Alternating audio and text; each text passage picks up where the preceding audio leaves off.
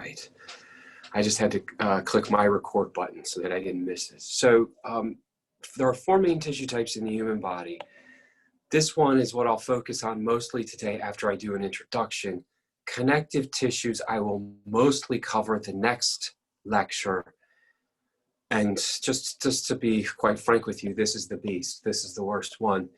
Muscular and nervous, if I have time, I will highlight these as your book in chapter 4 only highlights them. The reason is because we will talk about muscular tissue and cells in great detail when we talk about the muscular system later in the semester. Likewise, the nervous tissue and nerve cells will be covered in great detail later at the end of the semester. So we mostly in this chapter, in chapter 4 of your textbook, we mostly focus on these two by far, majority of content. And this one is the worst one simply because it has more varied types. Connective tissue has more varying types in the human body than any other of the four. So let's get on with it. I lecture from all different textbooks with different publishers, so I am accustomed to lecturing about tissues in a slightly different order, but I'm going to try my best to I have a hard copy of the textbook in front of me, and I'm just going to go in the order that your book goes in to help you with your readings. So general characteristics, I'm just going to write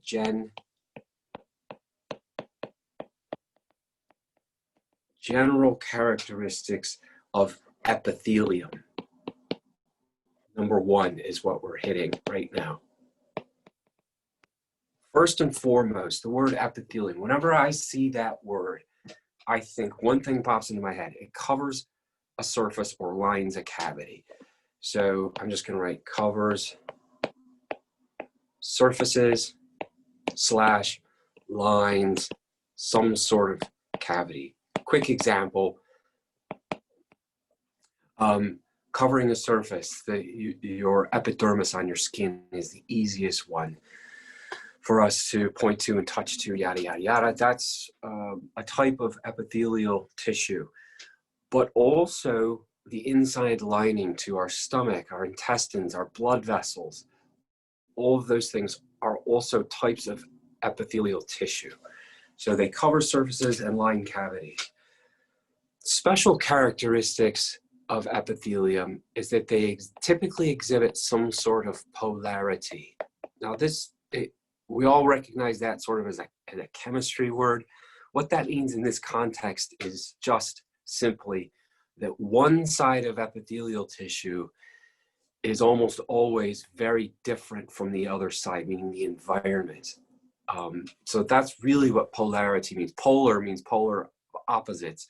And so one side of the tissue is usually very different from the other side. Within polarity, just some language. The apical surface of a tissue just means the surface that is set to the exterior. So there's always what we call the exposed surface. So if we're talking about a covering, it would be on the outside of something. If we're talking about a lining, it would be up against what's inside of that cavity, the lumen. There's also a basal surface, and this is almost always in epithelial context. It's what's connected deep to the epithelial tissue, and it's almost always connective tissue.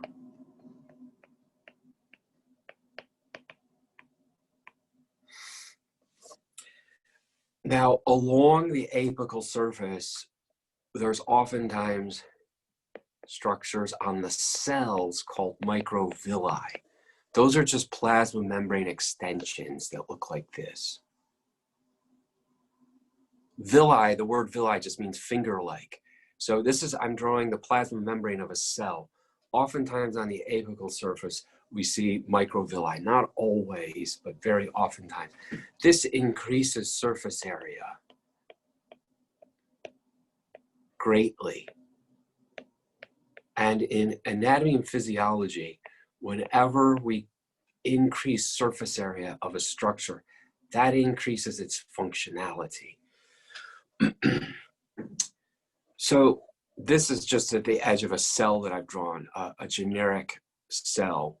And this would be the apical surface facing the exposed surface. And then the basal surface would be down here that's attached to deeper tissues. And sort of along those lines, that basal surface is usually anchored. So the basal surface of the cell I've covered up with my thick line. And what I'm drawing with my thick line is what's called the basal lamina, which is, so I always, whenever I see basal lamina, this term, I think of this is the glue surface that holds the cell down to deeper tissues. It's oftentimes made up of glycoproteins and collagen fibers from either side of that surface. But the word basal lamina is just, I always think of it as the glue that holds the cells down to deeper tissue. So that's polarity. Next on your list in your book, it says specialized contacts. So we're still talking about general characteristics of epithelium. Specialized contacts, really what this should be is cellular junctions. I'm going to go to a new whiteboard because I'm running out of space. So specialized contacts or cellular junctions literally just means the cell-to-cell connections. There's really 5 different types. Your book only mentions 2 of them, so I'll list those 2 because they're the most common. Tight junctions, just like the name or the term describes, are very tight physical connections from cell to cell. So let's just say I'm making up an epithelial tissue here. Here are the cells of that tissue. They're connected together. And this cell-to-cell connection in tight junctions is almost, it's a physical, protein-based, almost zipper-like connection that creates not an impermeable barrier, but a super tight connection from cell to cell. That's opposed to the second type that your book lists, are desmosomes. You'll see from my drawing, these are not nearly as tight of a connection from cell to cell. Desmosomes, there's actually a space between the cells, and there's fluid-filled proteins called connexons that are making the connection. So I'll label that. C-O-N-N-E-X-O-N. Connexons are fluid-filled proteins that allow for communication from cell to cell. What does communication mean? Obviously, they don't talk to each other, but there's a flow of usually fluid to and from. That includes ions that move back and forth to and from. And what we'll see later when we study the nervous system is it's through desmosomes and connexons that nerve cells transmit electrical impulses from one cell to another. All right, so moving on, another general characteristic of epithelium, supported by connective tissue. There's nothing really difficult about this concept. Nearly 100% of the time, epithelial tissues that cover surfaces are glued to connective tissue as deeper tissue, right below that basement membrane.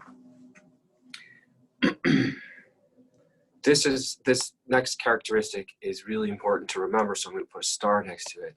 All epithelial tissues are avascular. That means there is no direct blood supply.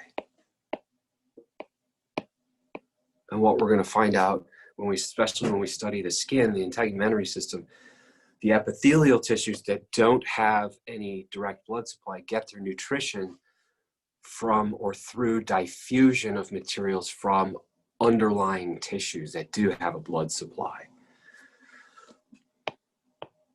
Almost done with this general characteristics list. This one, regeneration, means that most epithelials, many epithelial tissues and cells are highly regenerative. That means they undergo mitosis, cellular replication, or very frequently, some all the time. I meant to write highly regenerative. And then in parentheses, I'm going to write mitosis. So they have a high rate of mitosis. That's just a form of cellular division. Think about it. Your skin is the epidermal layers of your skin are sloughing off all the time, every day, whether you know it or not. And so we have stem cells deeper in that epidermal tissue that are constantly dividing and making new cells. And it's a constant process. Just like your hair, which is part of the integumentary system, is constantly growing from stem cells. So now I'm going to go to classification of epithelial tissues, and this is not rocket science either. So you should grab this really quickly. How we classify epithelial tissues is based on two criteria. Here are the two criteria that we use to classify epithelial tissues: cell shape and the number of layers of cells. That's it. So all epithelial tissues are classified based on these two things. Now with cell shape, we've got three choices basically that a cell can take a shape of, and that is, some people say squamous. I learned to say it squamous. So squamous, that means flat. Flat cells are called squamous. Cuboidal cells, that name describes what they are. They're cube-shaped or box-shaped. And finally, columnar, which are tall column-shaped cells. So these are our three choices in terms of cell shape. Number of layers, it's only two choices. We have simple, which means one layer, and stratified, which just means more than one layer.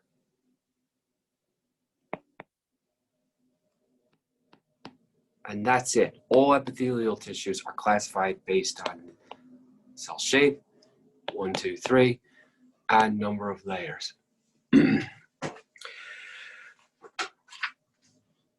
Now I'm going to go through the simple epithelial tissues as well as the stratified epithelial tissues in the order of your book and to give you descriptions of them.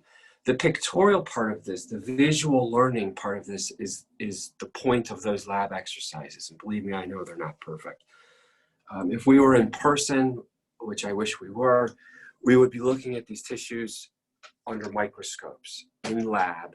And that's how you would be learning the visual recognition of these tissues. So those lab exercises are the only best thing that we have to that. In this business, the lecture business, we have to learn about all the specifics of each individual tissue. So I'm just going to start and go through these one by one. So I'm just going to write epithelial tissues. This is a new header. I'm just going to go through them one by one. We'll start with the simple category, which means a single layer of tissues. And simple, squamous, I'll abbreviate this, epithelium. That's the full name. So the name tells us exactly what it is. It's a tissue that covers a surface, one layer of flat cells. So you know what it is now. If we look at this tissue from a bird's eye view, it looks like the tiles on the floor, that they're not perfectly square or rectangular though. Think of a patchwork quilt or something, a thin blanket that's patchworked together, and we could see the nuclei in most of these simple squamous cells because they're so thin and flat. But from a side view, a lateral view, this tissue looks like this. It's almost like pancakes lined up in a row like this, when we're looking at the side view, occasionally you can see a nucleus in there. The point of me drawing these pictures, especially this lateral view, is to just accentuate the thinness of this tissue and the thinness of especially simple squamous promotes opportunities for things to move across this tissue. So with each tissue, what I'm going to do is I'm going to write the name like this, simple squamous epithelium, and then I'm going to list locations, common locations, and a function or functions of that tissue. So let me just go next to location. I'll put location. The most common locations in the human body are the lung alveoli, that's supposed to be an O-L-I, A-L-V-E-O-L-I. These are just the air sacs in the lungs. Something called kidney glomeruli. Both of these are plural, by the way. In the kidney, there's a structure called a glomerulus. That's where blood gets filtered. That's what kidney glomeruli are. Also, the last thing I'm going to write is vessel endothelium, which brings up a point that I want to, reminds me of a point that I wanted to stress. This word endothelium is practically, just think of it as the same as epithelium. Epithelium just means it covers a surface. Endothelium typically means it lines a cavity. So the lining of our vessels, we find this tissue as well.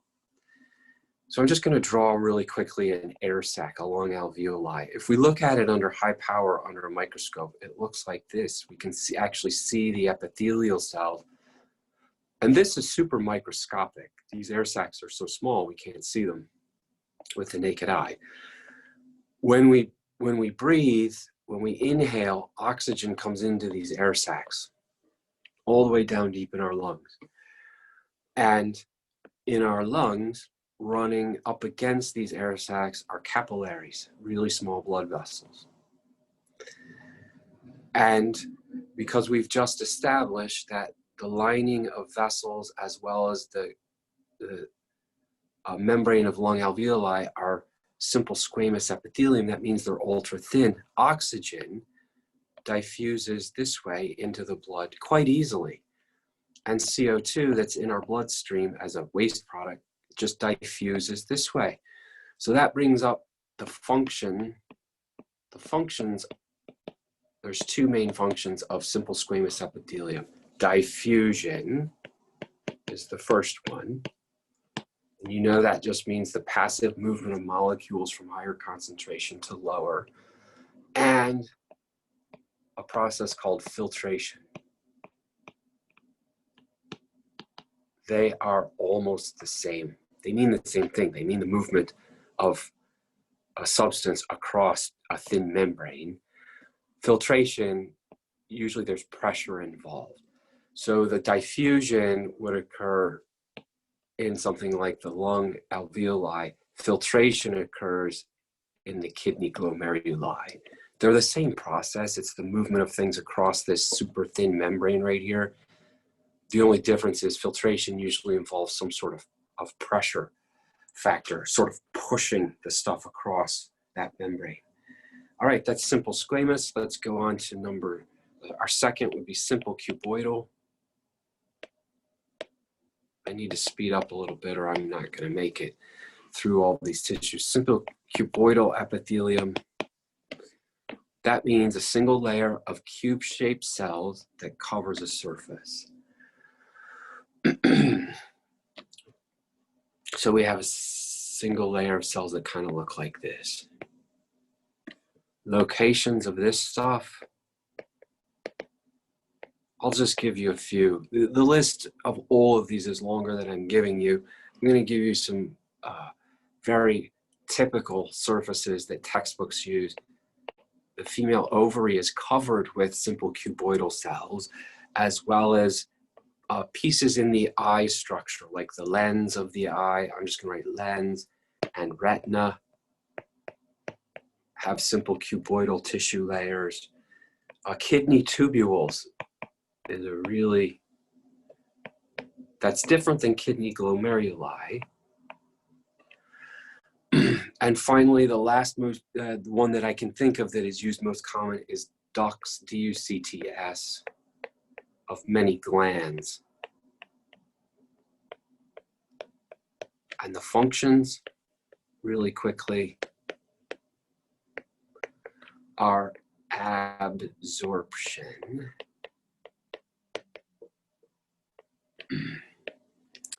absorption, and typically these cells are involved with some sort of secretion.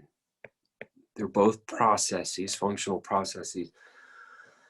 Secretion just means a substance is actually synthesized within the cell, and then depending on the type of the modality of secretion, it's released.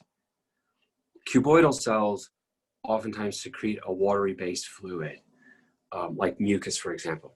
The absorption process means getting something from one side of this layer to the other side. It's not a process of diffusion. It usually involves either protein membranes, which we discussed in chapter 2 or 3, I forget which chapter. It usually involves membrane proteins, I mean protein channels, or active transport, but absorption just means moving across that membrane. Third tissue type, simple columnar epithelium.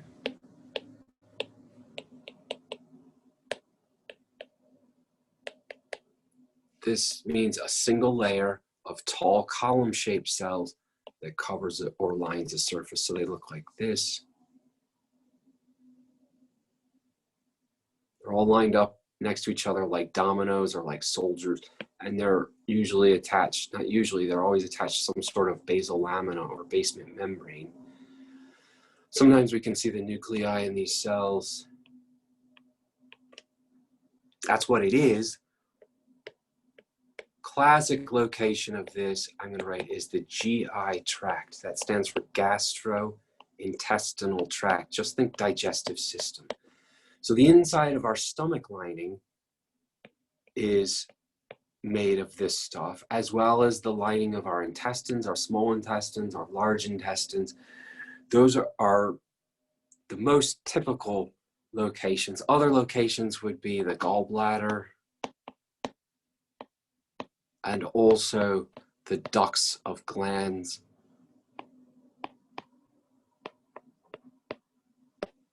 Ducts just means tubes. All right, now we can move on to, there is something called pseudo, it's a long name, but I'll decipher for you if I can spell it correctly. Pseudo-stratified columnar epithelium. Let's describe that. It's a mouthful. The good news about these names is that they tell you exactly what they are. Pseudo means false or fake. So it's a fake stratified layer. It looks like it's more than one layer, but it's really just a simple layer, which is why I'm lumping it in with the simples. So pseudo-stratified columnar, tall column-shaped cells that covers the surface. The version that we almost always look at this level is ciliated. So I'm going to describe the ciliated version. It kind of looks like this. Here's the basement membrane. The cells do something like this. It looks kind of like a messy hodgepodge of cells. It looks like it's more than one layer, but all of these cells have some sort of extension that touches this basement membrane. So it's a false stratified looking thing. And the cilia on top under a microscope look like little hairs like this. And those cilia always face the exposed surface of the tissue. So this would be connective tissue down here. This is the exposed surface up here. location of this stuff is the upper respiratory system.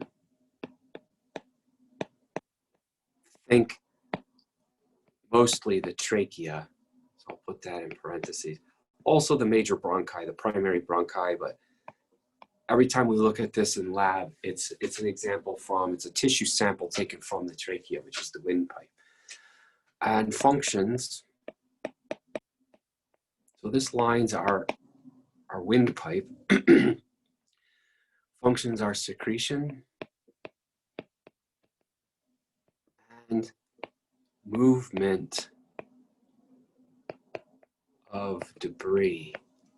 Almost always when we have cilia involved in a tissue that faces an exposed surface, they're there for the movement of debris function.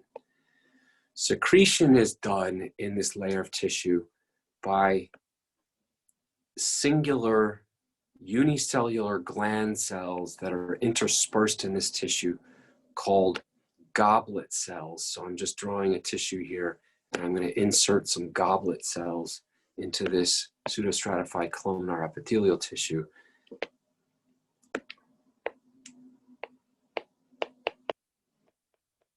They're just a form of single unicellular gland cell that produces a watery-based mucus. All right, so hopefully I'm going in the same order of your book. Yep, so we're gonna do stratified epithelia next. Let's go to black.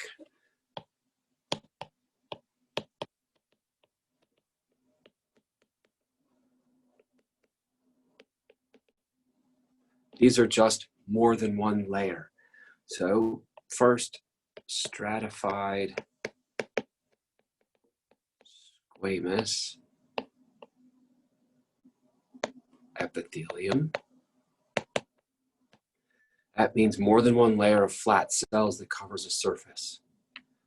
Whenever you see this in the name of an epithelial tissue, always think first and foremost protection. That's its main function. But let's just do a couple locations.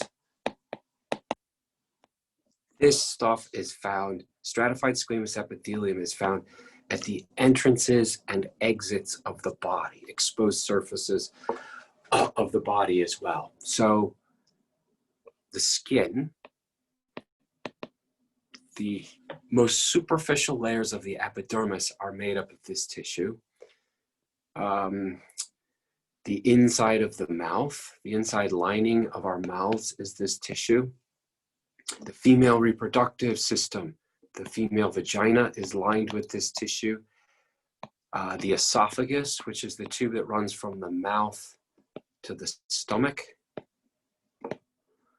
The tissue looks like this. The cells deeper are sort of stacked up on top of each other. Then as they reach the surface, the exposed surface, they get even flatter and flatter.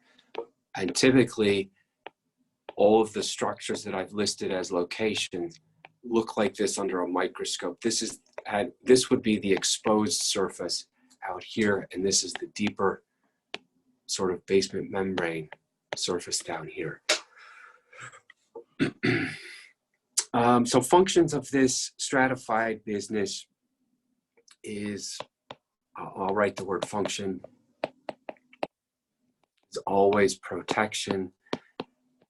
All of our exposed surfaces are subject to damage and abrasion. So take, for example, your skin. When you bump or scrape yourself, it damages the cells. They replace constantly from below here, and this 40 to 50 cell layers thick on the top of our skin enables us to withstand that damage, that impact. So protection is the main function of this business. Next on the list is, let me look at my book. We did stratified cuboidal and columnar. They lump together, so I'll do the same. Because it's rare, that's why they lump them together. Stratified cuboidal. Technically, they're two different tissues. So this is more than one layer of cube-shaped or tall column-shaped cells that covers the surface.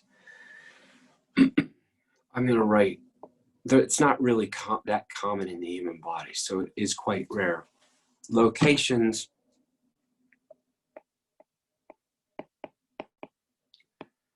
of this stuff are places like some in the urinary system, but I'm going to be cautious about saying that. So I'm going to write ducts of larger glands, particularly in the male reproductive system, like the seminal glands, ducts. So I'll put that in parentheses, male reproductive system. And the functions of this stuff is protection always because it's stratified, but they also secrete fluid, so protection and secretion. I'm writing for this one. So we've done stratified squamous, cuboidal, columnar. I think last but not least is transitional, and I can fit this on this last page. This one, its name doesn't tell us the classification. Transitional epithelium is kind of special because it only is found in one place. So I'm just going to write only in the urinary system. Particularly, we find this lining the urinary bladder and mostly the ureters, which are the tubes that run from the kidneys to the urinary bladder. I'll draw you a picture of it over here on the side. If this is the basement membrane, this is deep tissue. And if I'm drawing the wall of the urinary bladder, the contents, the urine would be on this side of the tissue. The cells look like this. They're round and plump. And when the urinary bladder or the ureters are quite empty, we say relaxed. So there's not a lot of fluid in either place. The cells stack up on top of each other like this. But when the cavity fills with fluid, they stretch. These cells have the ability to slide past one another, and they sort of distend like this, allowing to accommodate all that fluid in the holding chamber of the urinary bladder and the ureter. So the function can be described in one word, really, and that's distension. That just means the ability to stretch. So we've gotten through all of the list of the epithelial tissues that are in your book, which is a good thing. I'm going to describe, last but not least, I'm going to describe glands and glandular epithelium, talk about the structural elements and the functional elements. And then I'm just going to touch on the beginning of connective tissue because there's so much information on connective tissues that in order to save a little bit of time for our next lecture, I will just begin connective tissues. I'm not quite up to my limit of whiteboards here before I have to erase them.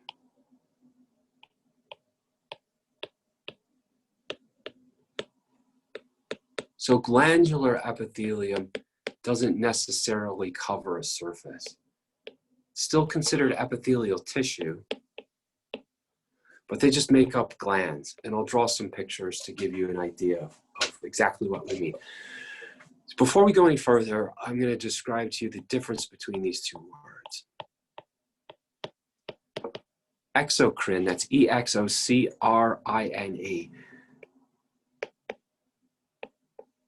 Exocrine glands are glands that secrete a product, and it's way more than not some sort of fluid, into a duct. And the duct, which is just a tube, the duct leads to the destination, oftentimes some sort of surface. Okay, that's the definition of an exocrine gland, opposed to this word endocrine. An endocrine gland is different. Endocrine glands always secrete hormones. We're not going to talk about endocrine glands yet. I just wanted to make this distinction because your book does in this chapter.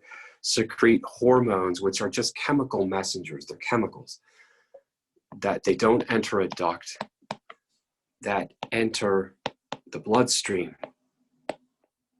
And they use the blood to travel wherever blood travels, which is throughout the whole body, until they find their destination site, their binding site. So we're going to focus on these because these are made up of epithelial tissue, exocrine glands. All right, so I'm going to talk quickly about gland structure. And this is not rocket science. It's not difficult to understand. And we have two major categories, what we call unicellular glands and multicellular glands. And that's pretty self-descriptive. So we're classifying glands based on their structure. That means what they look like. Unicellular just means it's a single cell that secretes some sort of fluid, sometimes into a small duct, but usually just onto some sort of surface. A classic example of this would be those goblet cells I drew in the pseudostratified columnar epithelium tissue. Multicellular glands deserve a little bit more description. Just as the name implies, it's more than one cell that makes up the gland. I'm just going to give you some quick examples and then I'll draw some pictures. Examples would be our sweat glands. This is the majority of glands, by the way. Salivary glands. Sebaceous glands, which we will talk about in greater detail when we do the skin. They're just oil-based glands of the skin. Before I go any further, in case I say this word or you read it, sudiferous is the same thing as what you and I call sweat glands. S-U-D-I-F-E-R-O-U-S. So if you read or hear me say that, I just think sweat glands. So of multicellular, we have two distinctive types, and they're distinguished as simple structural glands or compound. There's nothing magic about this at all. These are just more complex. They should, in my opinion, the description should say complex more than, so we have simple and compound.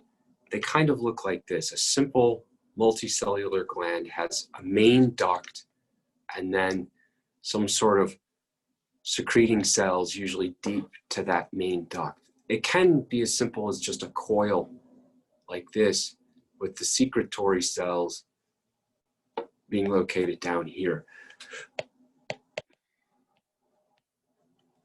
The secretory cells would be usually deep in the gland. They produce the secretions, and then that fluid travels through the duct to its destination. Compound or more complex structures just simply have some sort of exiting duct like this, but then there are smaller branched ducts as well off of this main duct, and then we find glandular structures at the base of those.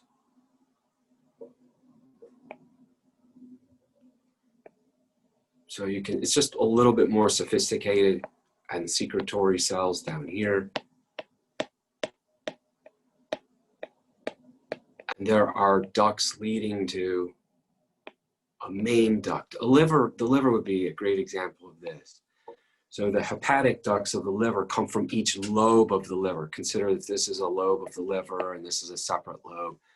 And then they all end up in what's called the common bile duct before they enter the digestive system. So that's just structural. There's nothing magic about this. There's nothing really sophisticated about it. But the functional classification of these glands is what deserves a little bit more detailed explanation. So we've done structural classification. So this would be a functional. And this refers to how the secretory cells actually secrete their products.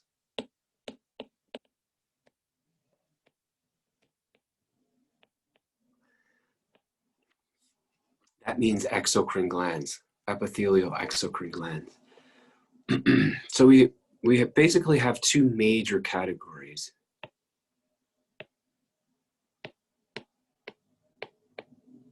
It's pronounced merocrine, M-E-R-O-C-R-I-N-E. First and foremost, if you were to explain to somebody what a merocrine gland is, it means that the secretory cells in these types of glands are not destroyed during secretion.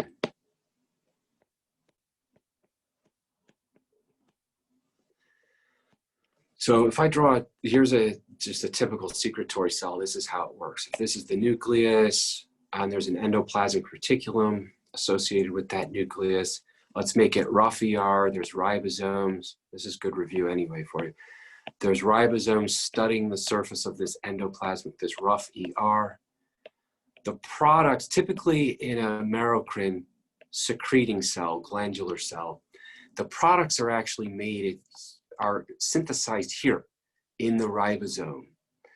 And then that product gets processed. It enters the endoplasmic reticulum membrane. It gets processed.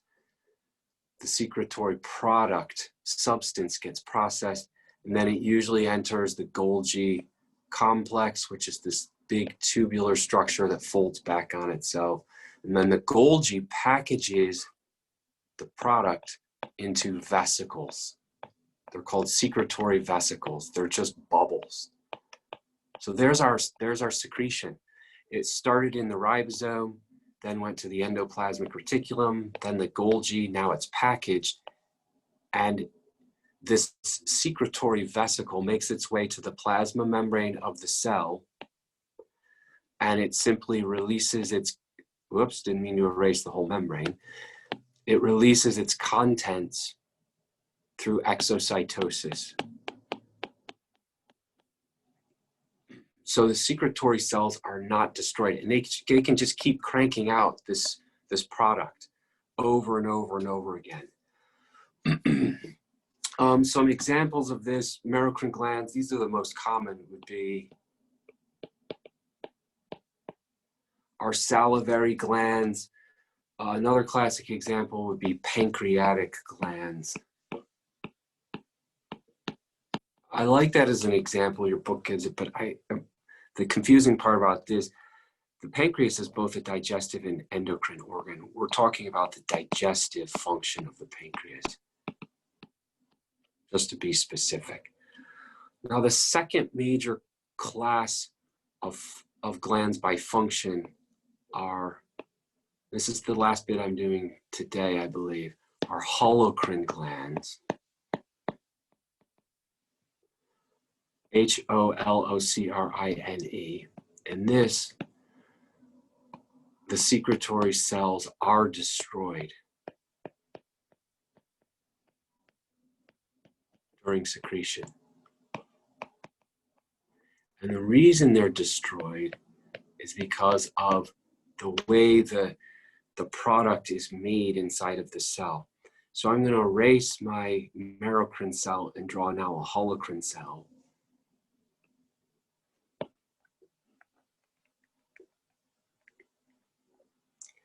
And in the holocrine process, we just have a secretory cell. There's the nucleus. The actual product or substance is part of the cytoplasm, the cytosol, the fluid out here So the point is that the product, when it's synthesized, is not contained. It doesn't get packaged and contained in those vesicles. The cytoplasm is where the secretory product is in this fluid. And so the whole cell basically has to rupture in order for this to get out, to be released. And so the entire cell is destroyed. And this is usually a lipid-based, or think oil gland, an oil-based product. And the reason there's so much lipid or oil, one of the reasons, is because this whole plasma membrane is all lipid-based, and it comes with the secretion, as well as any cholesterol or anything else that we find within the cell. So the classic example of this would be a sebaceous gland, which are oil glands in the skin.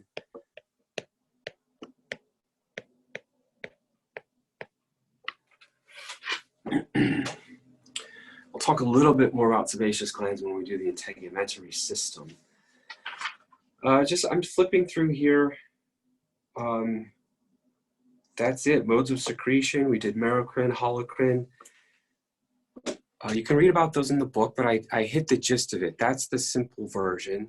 I'm going to quickly just mention some things about connective tissues, and then we'll call it a day in like 5 or 8 more minutes. So let me call up a new whiteboard.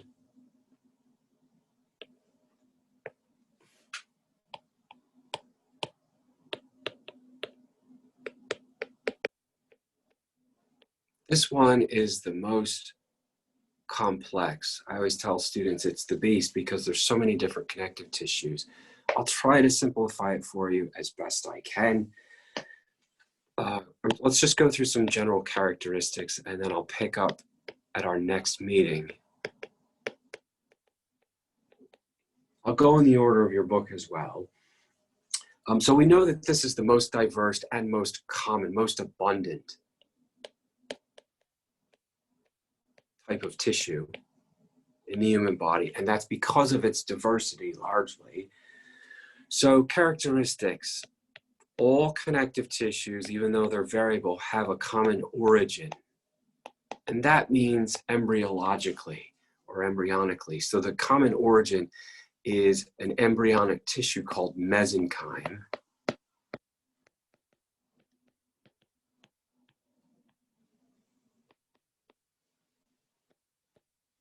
So very early in our stages of development, mesenchyme, which is an embryonic tissue, gives rise to all types of connective tissue, from blood to bone to cartilage to tendons, ligaments. All of that stuff has a common origin. Varying degrees of vascularity. So some connective tissues are super highly vascular. That means they have lots of blood vessels. Others hardly have any. Degrees of vascularity. Spell that while I was talking at the same time. They all have what's called an extracellular matrix.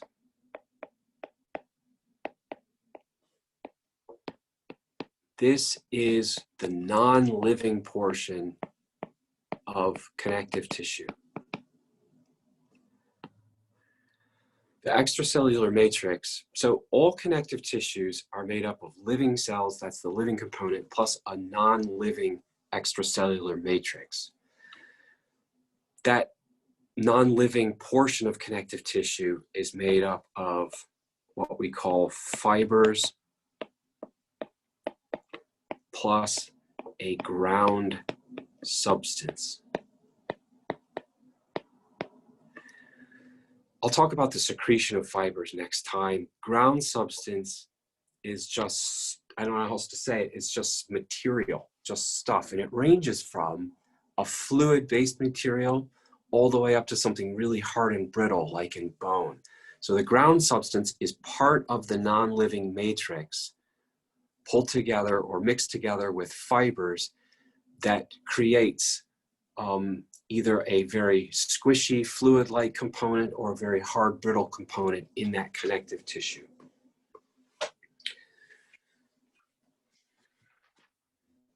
All right, guys, I'm going to call it good there. I'll talk more about the fibers, the secretion of those fibers, and the individual cells and connective tissue starting on Thursday. So let me stop my recording.